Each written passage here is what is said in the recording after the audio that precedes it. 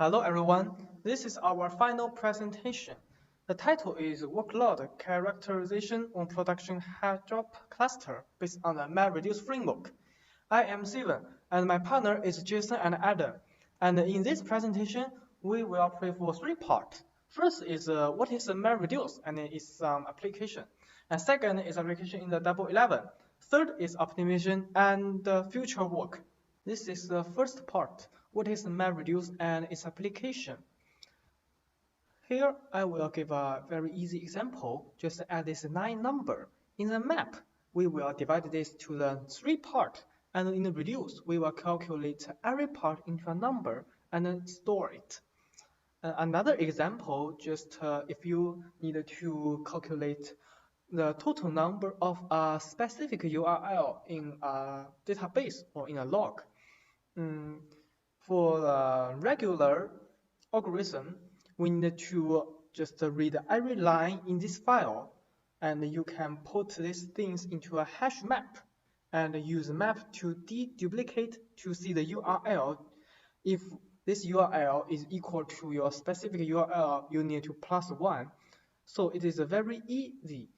But for the for database, for example, 2 TB data, you need to put this data into a HDFS and to calculate, because our regular device can't store such big data.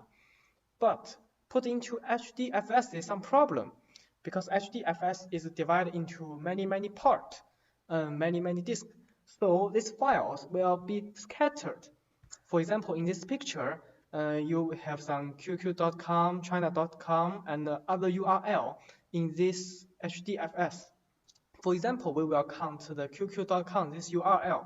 So in the map, we will calculate this part, and then the other part, how many qq.com in this part. And we will just calculate a number and put in here. And in the reduce part, we will calculate every map. In the every map, how many QQ come here in this map, and we will store this number in the reduce part. So this is the MapReduce system. Just here is the disk, many disk, and through the map, we will in the first just collect how many things 1, how many 2, how many 3 into a small part, and in the reduce part, we will calculate just to collect everything into a specific things. So this is a MapReduce system. Here is a real example in our daily life, big data number cleaning system. That is happened in some network provider. For example, China Telecom, China Unicom. There are 2 ways, offline processing and online processing. If there are strict requirements on the analyzed result of the data, you can use online process, such as using Spark and Storm. For example, in the Double 11 on Taobao, on its exhibition board, we can see that the transaction volume is updated dramatically in real time. In this case, you need to use online processing. The other is offline. If you just want to get the analyzed result of the data, and you don't need care how much time you spend. So we can collect the log data into HDFS first, and then use a Hive or other ways to analyze this data. The second step is to data collection to get raw data. This step is done by the operation person. It can be seen that in the agent will be developed into different web server to collect log data on that server. The log data will be collected by the Fluent agent of different web server will be collected on another one called Fluent Collation agent. And then this data will be stored in HDFS. The third step is the transfer irregular data to regular data. The process of data cleaning is meaning to write MapReduce program. And in the MapReduce program here 3 is the mapper, reducer, and the job. And in this case, only mapper is needed and the reducer is not needed. The reason is just we just process the data, and the data can be already be processed in the mapper, this step. So that is the example of the big data cleaning. Okay, this is Jason, and in this part, I would like to introduce the how MapReduce can be interacted with other algorithms and how it will be played an important role in the real situation. And I will take Double 11, which is the largest shopping festival in China as an example. So I will just give some background and the basic frameworks of another new papers. And so in recent years, due to the emergence of big data and the big model and big models, which means that tons of millions of parameters, has been an very increasing need of parallelizing machine learning algorithms in both academia and the industries. So, although there is some existing distributed computer systems such as Hadoop and Spark, which is where the MapReduce can be light in. They are only provided by this Hadoop and Spark. Just provide some synchronized and coarse-grained operators. For example, such as map, reduce, and join, etc.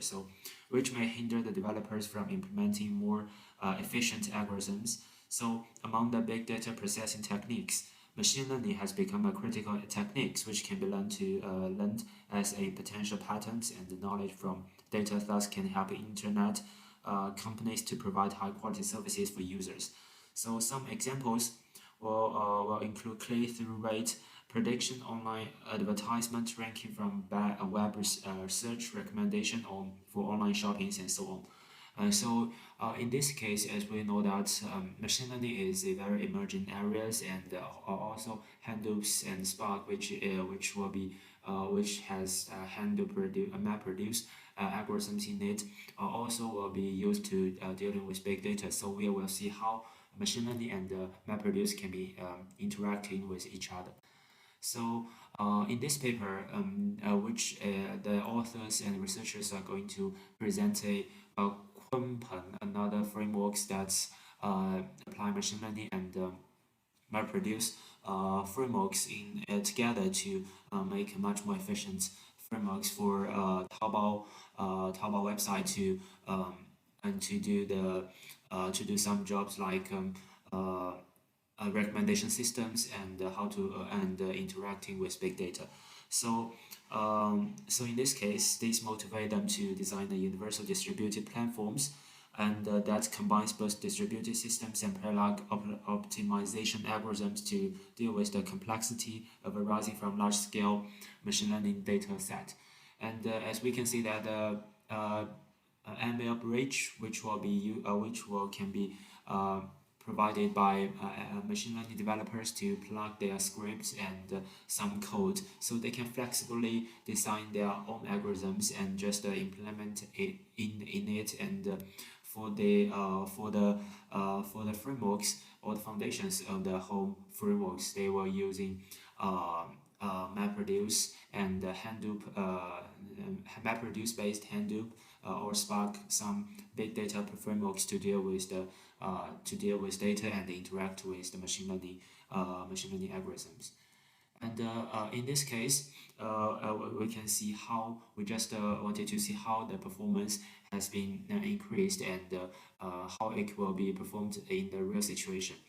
So as it reported in this figure, workers are able to handle problems with 10 millions of features. We can see that Kunpeng has near linear speed up with the increase of workers. The major reasons are threefold. Sparse representation gently reduces resource consumption and the cost of network communication. Kunpeng also efficiently keeps away from the blocking of stragglers in each iteration, so which will also make this much more quicker. And Kunpeng also uses net-grained memory log and multi-thread strategies to further reduce the computational cost. We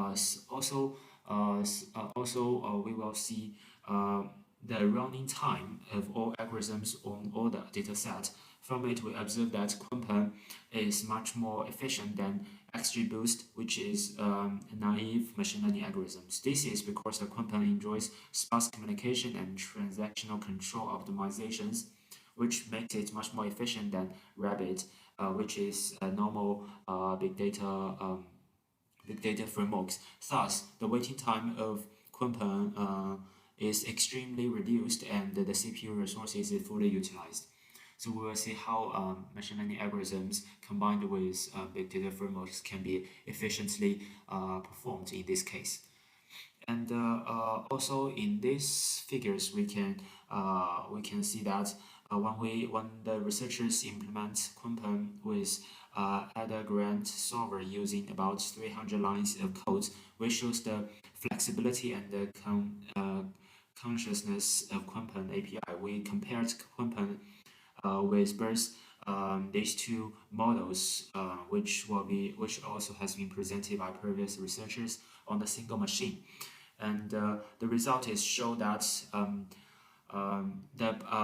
although they might the Kunpeng is just similar, have the similar performance with the blue lines. And the green lines, the models of the green lines is not performs that good. So we can see that the Kunpeng models has already reached to the state of the art model performance. And in this case, we can see that how Kunpeng has been implemented in the industrial level website, and also this website is already being the largest shopping website in Asia and even around the world.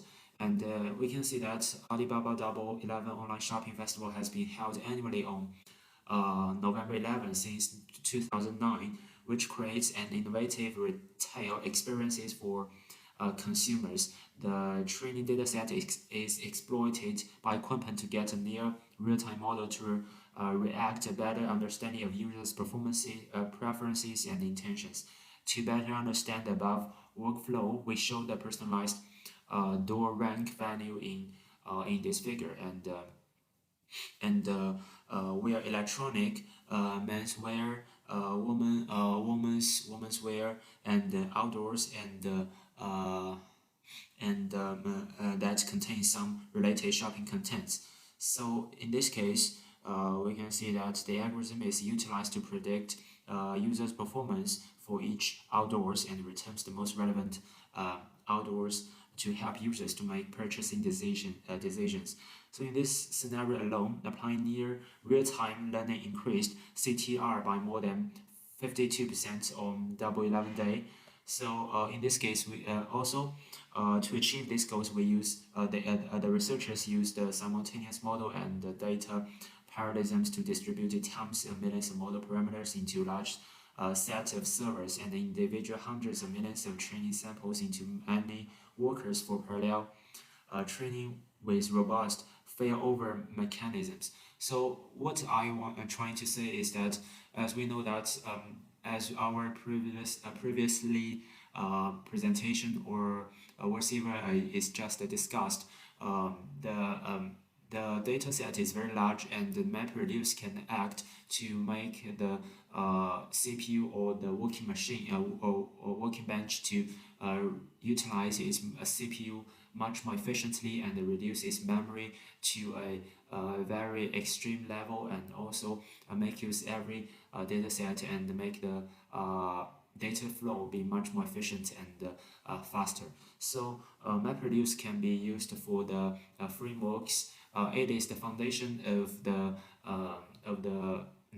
whole frameworks, and the machine learning algorithms is something that can just like a bright light, which can makes the algorithm much more shiny and efficient. So as a result, we can see that the advertising revenue is greatly increased. So that's why MapReduce and the machine learning combined frameworks can be applied and implemented by Alibaba, the one of the greatest technology companies in the world. So okay, so this is my part that just briefly introduce one of the real world applications of MapReduce, and how this innovative frameworks can expand using machine learning algorithms in the future. So this might be something that we can, our researchers can do something more in the future and makes the framework much more efficient and reach to even nearly perfect state in the future. Now let's move to the optimization and the future work part. Based on the observations authors found, they put forward something they think could be optimized in MapReduce and Hadoop.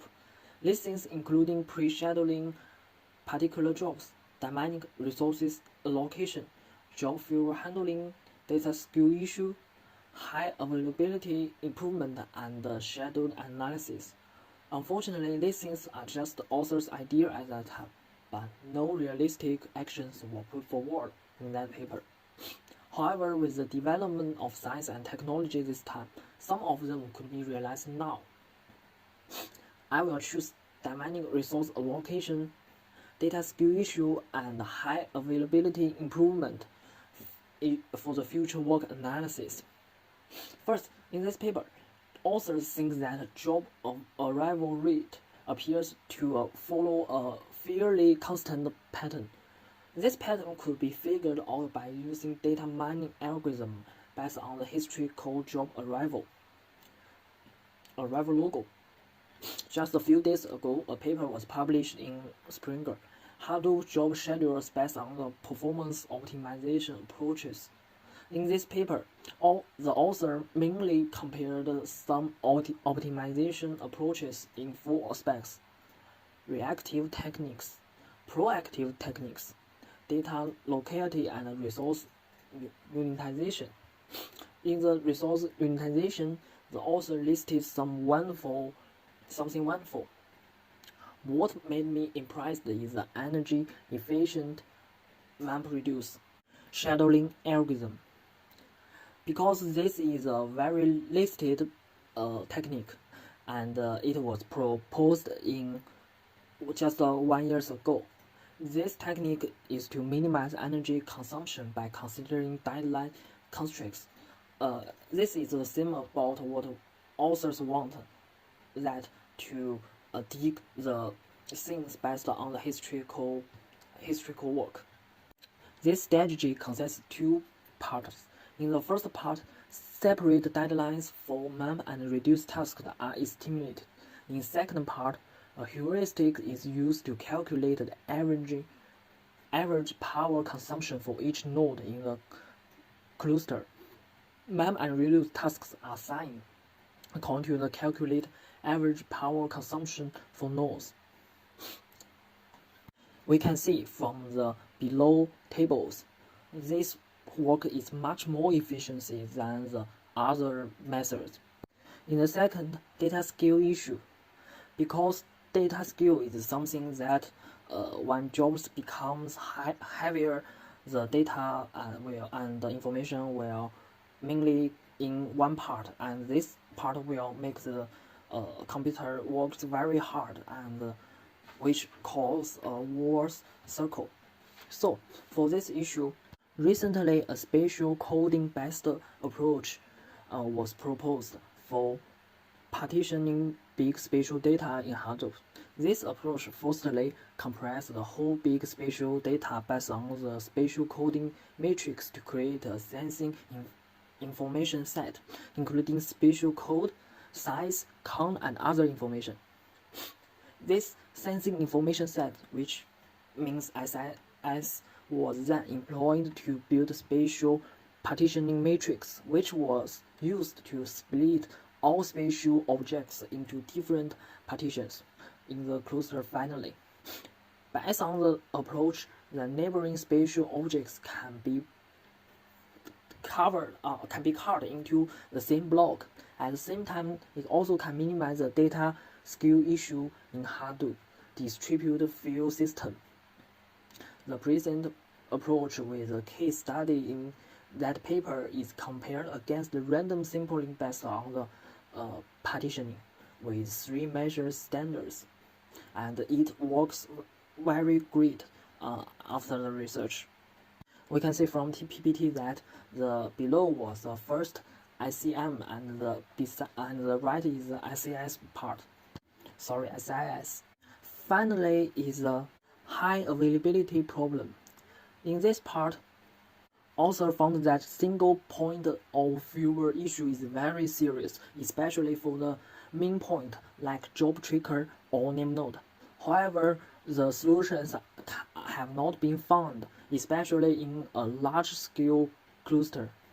However, recently, a design and implementation protocol for increasing the availability of map tools was proposed, which names Dual GT. This introduces a standby job tracker that acts as a hot backup node and maintains job states. Dual GT uses active or standby model and then collects the job log from the active job tracker real-time by a data transformer tool called time-to-know. The standby job tracker will catch MapDu's jobs by pressing the job logo, which is collected by the time-to-know. Thus, keep the job information constant. With active job tracker, time-to-know can ensure that the job log collection is real-time and according to the expected order. Limited admission cost is consumed on the active job tracker while waiting for the standby job tracker. However, this is not a big problem at all. We can see the below of the PPT the structure of Dual GT. These are the three methods which proposed recently for solve the possible solutions in the paper. I think with the time and the technology progress, more and more solutions will be put forward for optimize Hadoop. And that's all. Thank you for your listening.